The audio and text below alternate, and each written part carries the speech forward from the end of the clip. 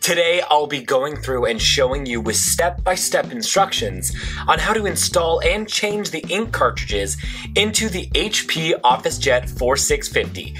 This how-to video also applies to these models here. Let's get started. First, you're going to open the printer to access the space where you'll load the ink cartridges in and out.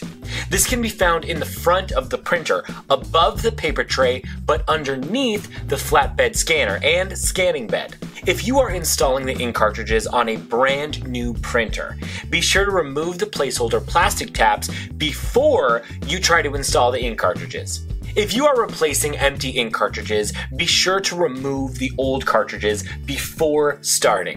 You can even take your empty cartridges to an office supply store near you or mail them into the printer manufacturer free of charge for them to recycle the empty ink cartridges. Now that we're where we need to be, we're going to take the ink out of the packaging. Then align the ink cartridges so it will fit into the slot.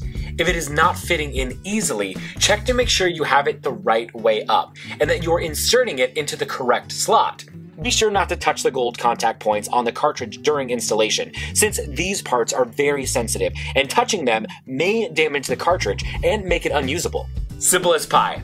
Now you've installed one ink cartridge. Now you'll need to install all the other colors, the same way you just installed that last one. If turned on, the printer should automatically start recognizing the cartridges being in place and process them to begin the printing process. All done. Now you're ready to print.